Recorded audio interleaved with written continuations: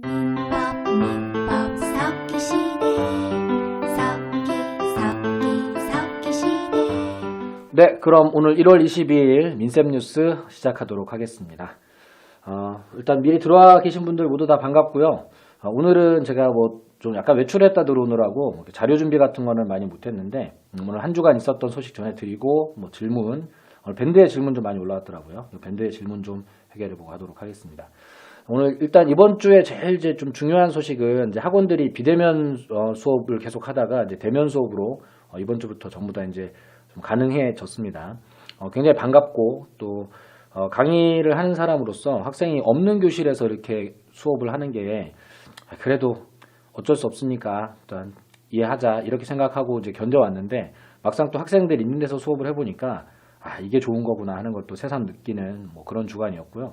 그리고 이제 학생들이 없으면 없는 대로 또 이렇게 진도 나가기 편리한 점도 있고 여러 가지 그런 또 장점이라면 장점도 있는데 아무래도 이제 대답을 하는 학생들이 있고 또 내가 뭔가를 설명했을 때 이렇게 알아듣고 눈빛이 변하는 그런 거를 좀 본다는 게 강사들한테는 굉장히 좀 에너지 충전인 것 같아요. 그래서 또 이제 비대면 상태로 돌아가지 않기를 이제 간절히 바라는 마음이고 아직은 그래도 좀 걱정거리가 남아있는 분들이 학원에 지금 못 나오고 계시는데 이제 백신도 나오고 이렇게 하면 학원에서도 좀 이렇게 방역시설 같은 거 잘 지키고 있으니까 여러분들이 학원에 나오셔서 공부를 하시는 게 저도 그렇습니다만 여러분들도 학원에 직접 오셔서 좀 긴장감도 가지고 이렇게 하는 게 공부도 훨씬 더 잘 될 거라고 저는 생각을 합니다. 그래서 여건이 조금 더 나아지면 이제 학원에 전체 다 나오셔서 좀 수업 들을 수 있으면 좋겠다는 바람이고요. 그리고 온라인으로 보고 계시는 분들은 이제 수업 분위기가 조금 바뀌었다는 걸 느낄 수도 있을 거예요. 그러니까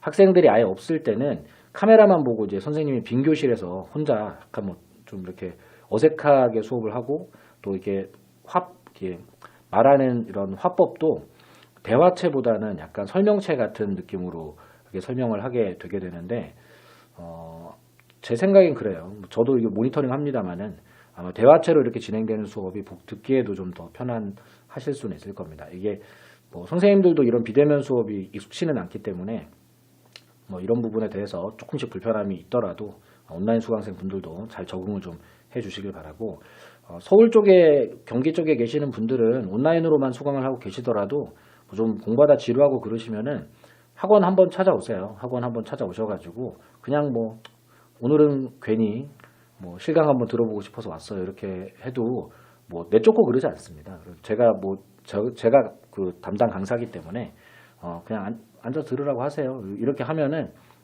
매일 와서 그러면 좀 곤란하지만 가끔씩 와서 이렇게 들으시는 거는 얼마든지 제가 양해 구해 드릴 수 있고 하니까 오실 수 있는 분들은 자주 오시고 그렇게 해서 좀 더 친해지고 하면 더 좋겠다는 생각을 하는 그런 한 주였습니다.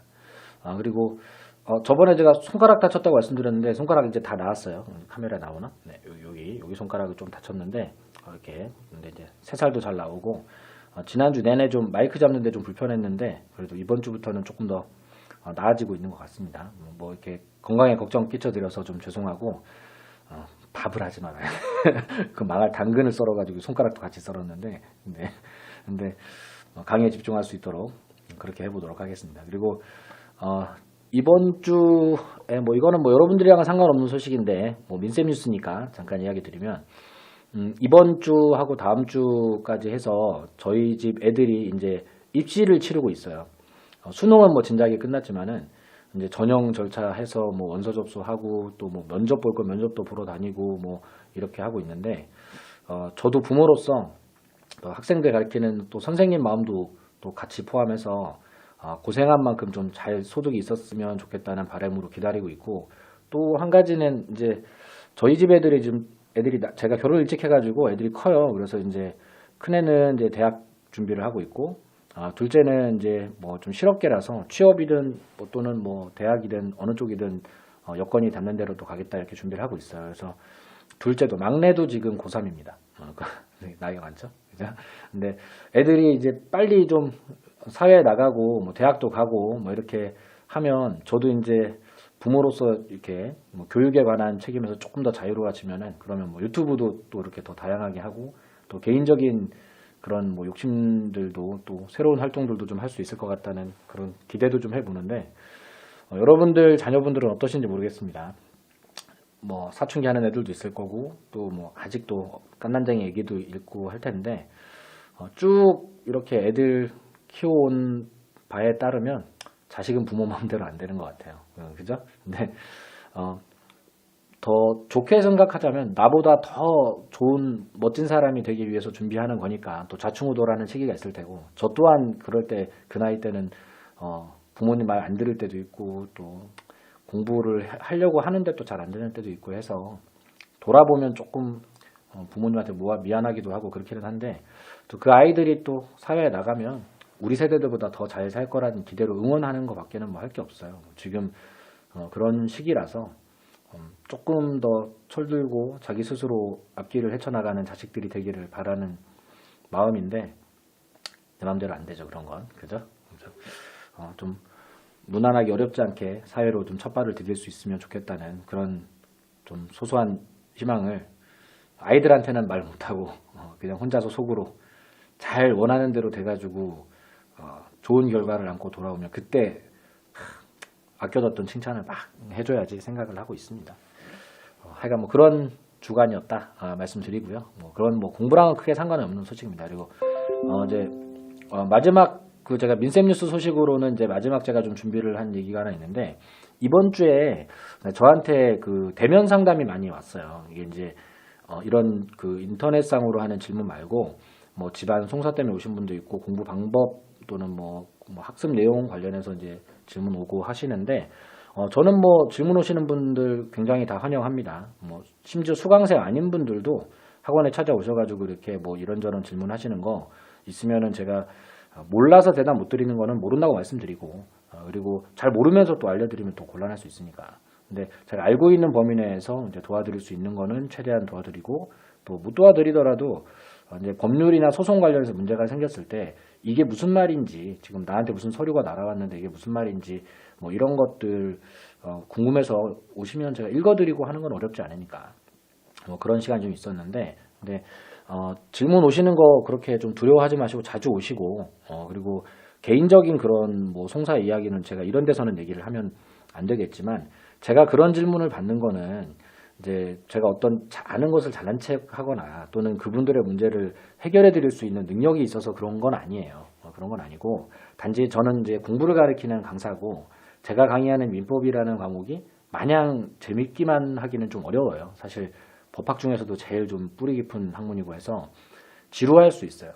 지루할 수 있고 또 알아들을 때까지는 좀 인내의 시간이 분명히 필요합니다. 그렇기 때문에 학생들이랑 조금 더 친해지고 그런 수업 외적인 이야기라고 하더라도 자기한테 관심 있는 이야기를 저한테 와서 조금이라도 좀 해소를 하고 가시면 공부에 의욕도 조금 더 생길까 하는 그런 소소한 기대로 그런 상담도 하고 있습니다. 그래서 제가 무슨 문제를 해결해 드릴 수 있다고 생각하고 제 상담을 오시면 곤란하겠지만 그런 게 아니고 그냥 궁금해서 오시는 거라면 뭐 얼마든지 제가 상담도 해드릴 수 있고 하니까 뭐 자주 오셔도 괜찮습니다. 뭐 괜찮고 그리고 가급적이면 공부 관련된 뭐 질문으로 찾아오시면 더 반갑겠고요. 그리고 이번 주에 제가 이렇게 대면 상담 오신 분들하고 이야기했던 것 중에 제가 좀 기억에 남는 게 있어서 이야기 드리려고 그러는데 매년 보면 질문을 하러 오는 학생의 부류가 이제 두 가지예요. 두 가지인데 이제 첫 번째 어떤 부류라면 공부 방법, 내가 이렇게 공부하는 게 잘하는 건가요? 뭐 기본 수업 보는 게 맞나요? 동영상을 또 봐야 되나요? 뭐 여러 가지 뭐 이런 그 질문하러 오시는 분들이 있고 또 한 가지는 이제 내가 책을 보다가 뭐 이런 말을 읽었는데 이 말이 무슨 말인지 모르겠어요. 또는 뭐 내가 수업 시간에 들은 말이랑 이 말이랑 뭐가 안 맞는 것 같아요. 뭐 이런 걸로 질문 오시는 분들이 있어요. 이게 무슨 차이냐면은 학습 방법 관련해서 질문하러 오시는 분들 같은 경우에는 뭘 물어보러 왔다기보다는 이제 계획을 세우고 뭐 이런 자기가 뭔가 불안하기 때문에 이제 오시는 경우들이 많아요. 근데 이런 질문도 당연히 찾아오셔서 하셔야 되겠지만은 그런 질문을 하러 오실 때에는 본인의 스케줄 같은 거를 조금 좀 오픈을 해주셔야 돼요. 그래서 내가 이런 스케줄을 이렇게 하고 있다. 그런데 이 방법이 옳은지 판단을 좀 해달라 하면은 잘하는 거는 그렇게 하시면 잘하시는 거다. 또는 뭐 잘못하는 거는 그건 좀 안 하시면 좋겠다.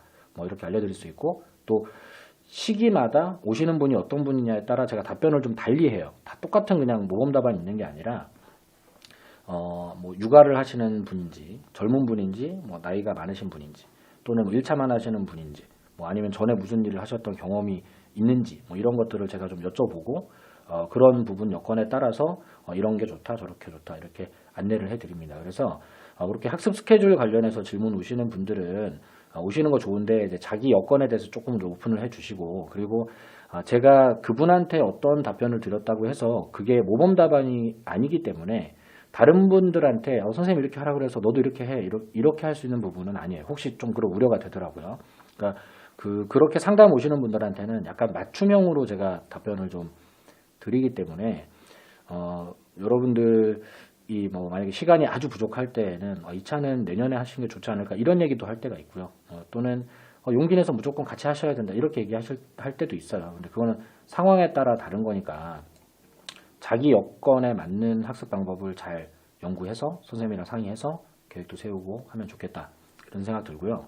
그리고 그 질문 유형 중에 이렇게 공부하다가 뭐 궁금한 거 생겨서 저렇게 질문 오시는 거 이거는 뭐 무조건 좋습니다. 이건 뭐 어떤 내용이든 상관없고요.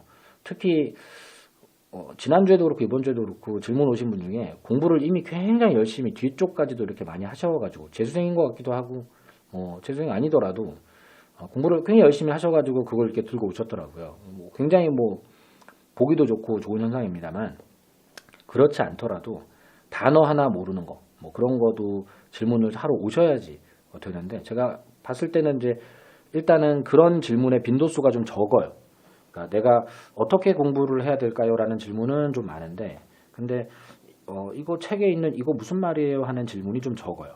이게 이제 강의를 하는 제 입장에서는 어떻게 공부해야 될까요? 라는 질문보다는 책에 있는 이게 무슨 말인가요? 라는 질문이 훨씬 더 반갑고 이 사람이 잘 가고 있구나 라고 좀 믿을 수 있는 그런 이제 기초가 되는 건데 근데 그런 이게 무슨 말인가요? 라는 질문이 좀 너무 적다는 거. 그래서 더 자주 오시면 좋겠다는 생각이고 그리고 질문하러 오실 때는 다 공부해서 안 오셔도 되니까 즉각적으로 물어보러 오셔서 이게 그런 거구나 이렇게 한번 다듬고 가고 이러면 좋겠다는 생각을 이번 주에 좀 많이 해봤습니다. 여러분들도 뭐 이렇게 밴드나 요즘 이제 밴드가 주로 질문하는 창으로 많이 활용되고 있던데 뭐 그것도 반가운 일이고요. 밴드를 실제로 제가 제일 자주 봅니다. 보기 편하게 돼 있어가지고 자주 보고 답변도 빨리 달고 하니까 질문을 밴드 쪽으로 하시든 아니면은 뭐 이렇게 여기서 채팅창으로도 있다가 뭐 질문되면 받아들이고 할 텐데 여건이 될 때마다 공부에 관련된 뭔가를 물어보는 것 이런 거는 무조건적으로 좋습니다.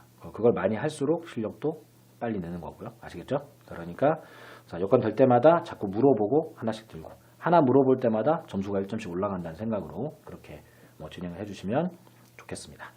오늘 이번 주 소식은 이 정도로 전해드리고요. 다음 주부터는 또 계속 대면 수업이 진행되니까 또 새로운 소식들도 좀 더 있을 것 같고 그렇습니다. 그렇게 말씀드리고 금주의 질문 금주의 질문 좀 보도록 하겠습니다. 이거 밴드 쪽 질문인데요. 여기 괜찮은 질문도 많이 들어오고 해서 보도록 할게요. 자, 이게 밴드 쪽에 자, 이게 무권 대리 쪽 질문인데 무권 대리에서요. 추인이 있게 되면 손해배상 문제는 발생하지 않나요? 라는 질문이에요. 자, 근데 여기 질문하신 분 이렇게 질문 있고 그리고 이게 바로 밑에 저보다도 더 빨리 답변을 이렇게 달아주신 분들이 있어요. 자, 근데 이렇게 답변 이렇게 달아주신 분 이렇게 보면 자, 그런 부당이득이라든가 무권대리 본인에게 돌려줄 책임 같은 상황 안 생기나요? 뭐 이렇게 추가 질문하신 분도 있고 자, 그리고 이렇게 답변 다르신 분도 있고 이렇게 한데 이렇게 의견 주셔도 좋습니다. 그리고 저기 지금 여기 이렇게 1515님 자, 본인이 추인하면 결국 계약은 이행된 거라서 무권대리인이 상대방에 대한 손해배상 책임 문제는 저절로 사라지지 않을까요? 라는 의견인데 요게 아주 좋습니다. 요게 1515님 아주 감사드립니다. 제가 바빠서 못 보는 동안에 아주 완전 정답을 달아두셨어요. 그리고 본인이 또 다른 분한테 또 혹시 피해 줄까봐 자기 의견 정도로만 이렇게 말씀하시고 무조건 그렇다 이렇게 또 안 하는 센스 이것도 좋고요. 이게 맞습니다. 자, 조금 생각을 해볼게요.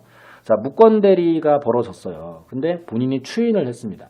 그러면 본인은 무권대리인이 해놓은 행동이 마음에 든다는 거예요. 그죠? 마음에 든다는 거예요. 자, 그리고 상대방은 이미 무권대리인이랑 계약을 쓸 때 이 계약을 하려는 마음을 갖고 있었죠. 자, 그러면 본인도 상대방도 원하는 걸 얻은 거예요. 그죠?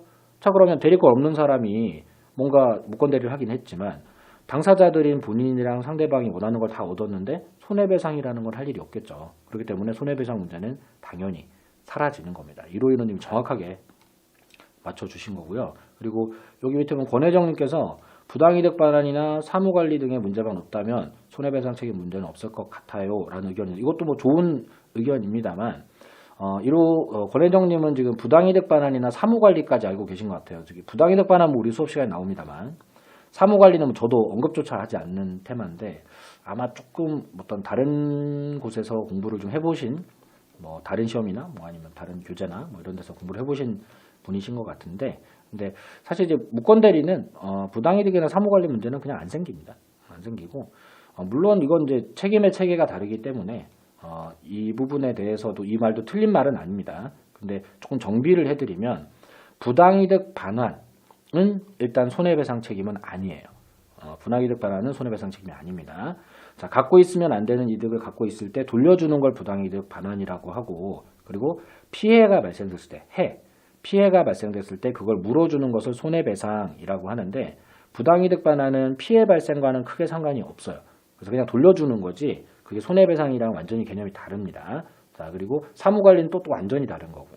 그래서 손해배상이라는 개념을 생각을 하실 때는 뭔가가 잘못됐다, 그로 인해서 피해가 발생됐을 때 손해를 배상하는데, 우리 민법은 기본적으로 두 가지 이유로 손해배상 책임을 인정합니다. 첫 번째는 계약을 했는데 양쪽 당사자 중에 한 사람이 계약을 위반했을 때, 이걸 채무불이행이라고 해요. 채무자가 약속을 어기는 행동을 뭐 그냥 합쳐서 채무불이행이라고 한다, 그렇게 생각하시면 되고, 이 채무불이행 책임은 항상 계약을 했을 때, 계약을 위반하면 그때 채무불이행 책임이라는 게 생깁니다. 그리고 계약을 안 했을 때, 또는 뭐 계약을 했더라도 계약 위반과는 관련이 없을 때 다른 사람한테 손해를 끼치는 행동, 이런 행동들을 불법행위라고 해요. 이제 법률 용어로 따지면 고의나 과실에 의한 위법행위로 타인에게 손해를 가하는 행위, 이걸 이제 불법행위라고 하고, 불법행위를 하면은 그 불법행위로 인해서 손해를 입은 사람한테 손해배상을 하게 돼 있습니다. 그래서 자, 채무불이행과 불법행위, 이 두 가지 중에 하나가 있으면, 이 두 가지 상황 중에 하나가 발생되면은 손해배상 책임이라는 것이 생겨납니다. 그 외에는 민법의 법률 규정으로 무과실 책임이라든가 또는 뭐 규정상의 개별적인 책임들을 정해놓은 게 있어요. 손해배상하라고.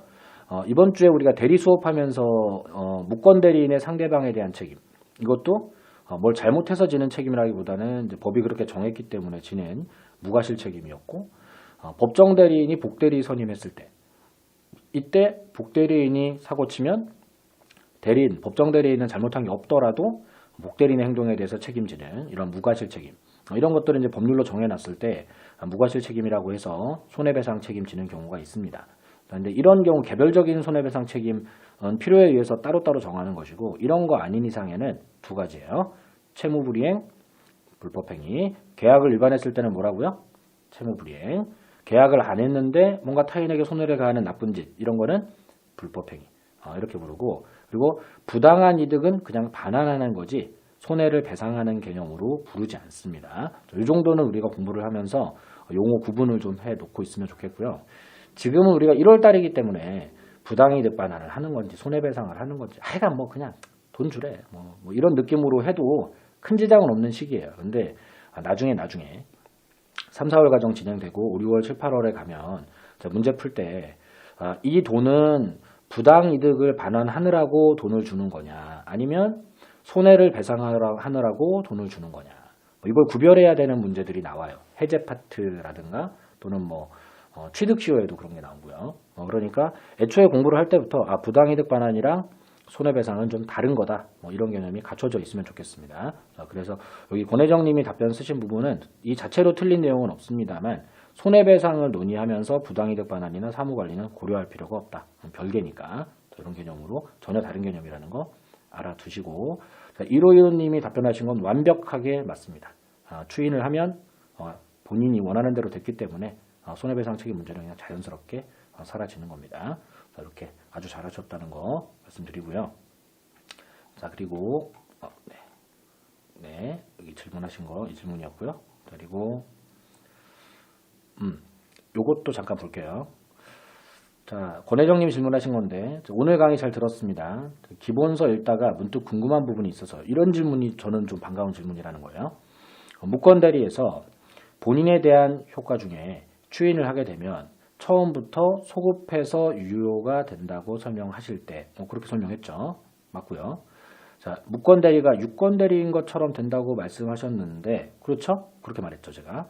자, 책에서는 추인을 하더라도 무권대리인이 유권대리인 되는 것은 아니다라고 나왔는데 자, 이거를 구분해서 알아야 되는 이유가 있나요? 뭐 이렇게 물어보셨어요. 그런데 사실 시험용으로는 이걸 구분해서 알아야 될 이유가 있을까 하는 생각이 저도 살짝 들기는 하더라고요. 근데 다른 건 분명히 다른 겁니다.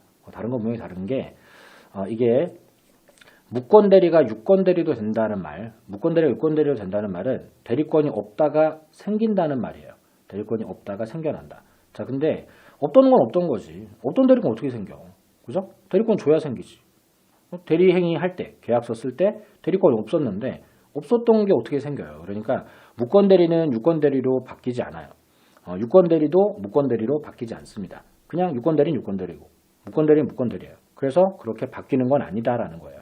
추인을 해도 바뀌지 않습니다. 하지만 제가 수업 시간에 말씀드릴 때는 유권대리처럼 된다. 이처럼 별거 아닌 것 같았던 이처럼 이 말이 조금 의미는 있는 거예요. 그러니까 대리권이 생기는 건 아니지만 대리권이 있는 사람이 했던 행동이랑 똑같은 법적 효과, 권리 의무 이런 것들이 생겨난다는 겁니다. 그러니까 유권대리처럼 똑같이 돼요. 똑같이 되는데 대리권이 생겨서 그런 것이 아니라 무권대리인데 본인이 추인을 했기 때문에 그렇게 되는 거예요. 자, 이게 좀 차이가 납니다. 차이가 나는데 시험용으로는 구분해서 알아야 될 이유가 있나 뭐 이렇게 생각해보면 큰 의미는 없어요. 다만 이제 이 반대 현상이 있어요. 반대 현상. 자, 무권대리를 추인해도 유권대리가 되는 건 아니다. 자, 이런 말이 시험에서 그렇게 활용된 적은 없습니다. 그래서 그냥 유권대리처럼 돼. 아니 그냥 유권대리가 되는 건가? 이렇게 생각해도 뭐 그게 공부에 지장을 줄 상황은 아닌 것 같아요. 그러나 우리가 나중에 표현대리라는 걸 공부해 보면 표현대리는 거꾸로 무권대리가 유효로 될 때 이게 추인을 해서 유효가 되는 게 아니라 구조적으로 표현대리 구조가 갖춰져서 유효가 돼요. 이게. 근데 자, 그때는 시험에 이게 등장을 한 적이 있어요. 즉, 자, 표현대리가 성립한다 하더라도 무권대리가 유권대리로 바뀌는 건 아니다. 자, 무권대리를 추인했을 때 무권대리가 유권대리로 바뀌는 건 아니다. 이런 문장은 출제된 적이 없기 때문에 크게 신경 안 써도 되지만 자, 표현대리가 성립됐을 때 자, 무권대리가 유권대리로 바뀌는 건 아니다. 다만 유권대리 했을 때처럼 유효한 법률 효과가 생겨나기는 합니다.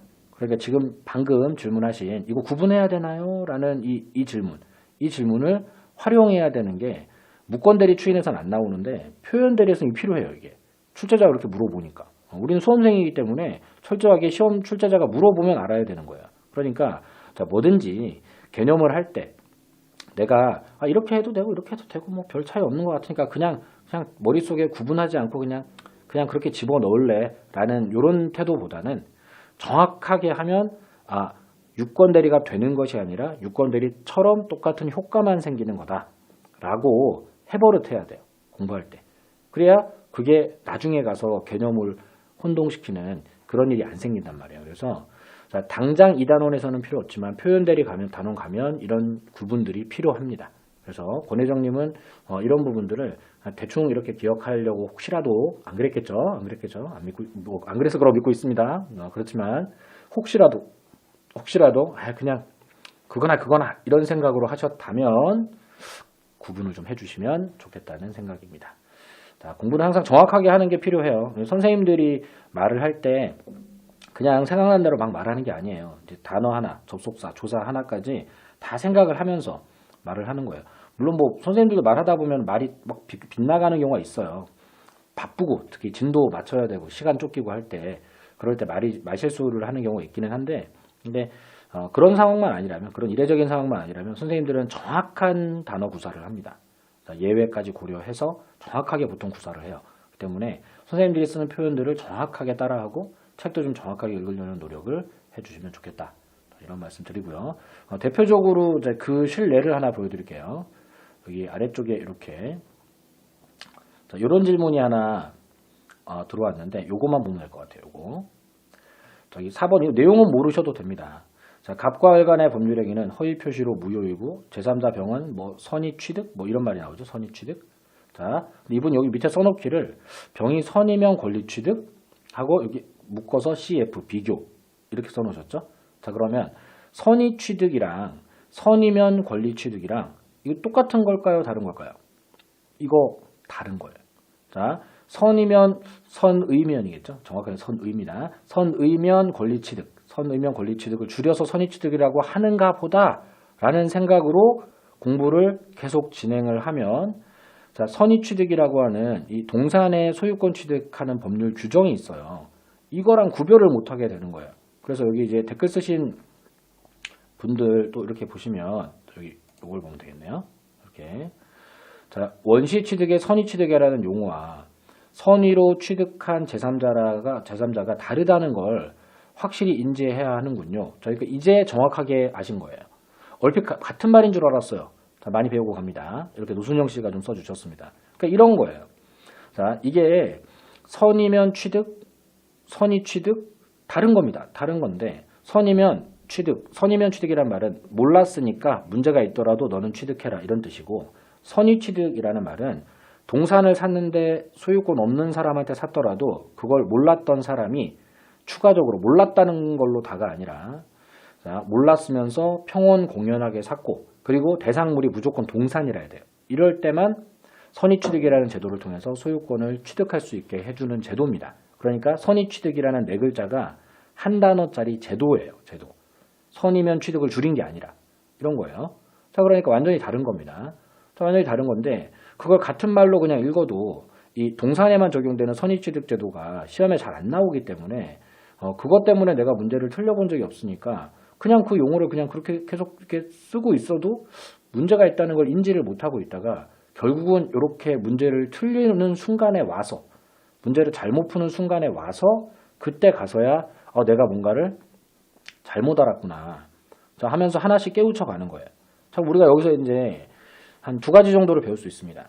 자, 어떤 용어를 공부할 때 내가 그냥 추측으로 그런 거겠지라고 덮고 넘어가시면 안 되고 뭔가 이상한 생각이 들었으면 선생님한테 가서 정확하게 뭔지 물어보고 다듬어서 가야 된다는 거. 이거 하나랑 또 하나는 자, 내가 공부를 제대로 똑바로 한 것 같고 문제를 설령 맞췄다 그러더라도 어느 순간 틀리는 날이 오기 전까지는 그게 잘못됐다라는 걸 인지하지 못할 수도 있다는 걸 여러분들이 아셔야 돼요. 그래서 선생님들이 지금은 그런 얘기를 잘 안 하지만 5월, 7월에 되면 문제 좀 푸세요. 문제 좀 많이 풀어주세요. 이런 이야기를 자주 합니다. 그러니까 학생들이 책상머리에 앉아가지고 책만 계속 읽어요. 그런 분들은 시험에 가면 들을 땐 알겠는데 문제는 못 풀겠어요. 이야기를 굉장히 자주 합니다. 그리고 특히 공부를 오래 하신 분들 중에 좀 나이가 좀 많으신 분들이 주로 예전에 그 우리가 학력고사 시절에 공부하던 방법이 10번 읽자, 100번 읽자, 10번 쓰고 100번 쓰자. 그렇게 하면 알아진다. 자, 이런 방법으로 공부들을 해왔단 말이에요. 자, 그렇게 해서 외우고 또 외우고 자, 외우고 또 외우고 할 때는 그 방법이 좋은 건 사실입니다. 그런데 시험이라는 건 특히 이런 객관식 시험이라는 건 틀린 문장들을 섞어놓고 그걸 선별하는 작업을 요구하기 때문에 그 때문에 지식을 계속 머릿속에 집어넣어도 이렇게 문제에서 틀려보지 않으면 내가 뭘 잘못 알고 있는지 알아낼 수가 없어요. 그러면 결국은 이제 실제 시험장 가서 합격, 불합격이 결정되는 그 문제지를 가지고 거기서 틀리면서 하나를 배우는 거예요. 사실 저도 이런 경험이 많이 있습니다. 저도 사법시험을 10번을 넘게 떨어졌는데 사법시험을 10번을 넘게 떨어지면서 그때마다 내가 맞은 것 같은데 왜 틀렸다 그러지? 이거 하나만 더 맞으면 나 합격인데? 이런 생각으로 시험지를 막 부정하면서 내가 똑바로 풀었을 거야 이러면서 그 문제를 막 연구를 막 해보니까 잘못 알았어. 이런 걸 틀리고 나서야 알아요. 틀리고 나서야. 그래서 그걸 이제는 내가 똑바로 알았으니까 내년 시험은 붙겠지. 그래서 또 내년 시험에 갔더니 그건 해결됐는데 또 다른 걸 또 하나 틀려요. 그래서 또 막 책을 찾아보면 또 내가 틀렸어. 그래서 틀리고 나서 또 하나를 알아요. 10년 동안 너무 많이 알게 됐어요. 너무 많이 알게 돼가지고 강사를 해요, 지금. 예? 학원 강사를 하고 있다고. 그리고 학생들한테 제가 예전에 공부하면서 민법 공부하면서 했던 잡생각들, 자 이런 엉뚱한 생각들, 그럼 학생들도 똑같이 그런 생각하고 있을 거 아니야. 그러니까 제가 수업하면서 이렇게 생각하면 안 되고 이렇게 해야 된다. 이렇게 생각하면 안 되고 이렇게 생각해야 된다. 이런 걸 말해주는 것만으로도 강의라는 게 된단 말이에요. 저는 많이 그런 시행착오 겪어봤으니까. 그러면서 알아낸 게 많으니까요. 근데 여러분들은 강사할 것도 아니고, 그리고 그렇게 쓰디쓴 고통을 겪으면서 그 뼈저린 아픔 속에서 하나씩 알아내가지고 시험에 합격할 때까지 기다리려고 그러면 도대체 몇 년을 고생을 해야 돼요. 그렇게 하면 안 되잖아요. 그러니까 선생님들이 먼저 그런 경험들을 통해서 또 먼저 그런 실패를 하는 학생들을 지켜보면서 다음번에 다른 학생들은 이런 실수, 이런 고통을 겪지 않게 해야 되겠다는 생각으로 강의를 준비해오고 연구해오고 작년엔 설명하지 않았던 것도 올해 하나 더 설명해 준다던가 시행착오가 생기는 원인들이 발견될 때마다 짚어주고 간다든가 이렇게 하고 있지 않습니까? 그죠? 그러니까 여러분들이 수업 시간에 다른 사람들이 어떤 실수를 하는지, 나도 그런 실수를 하는지 잘 지켜보셔야 되겠지만 내가 실제로 어떤 실수를 하는지는 문제를 풀어봐야지 좀 알 수 있는 거예요.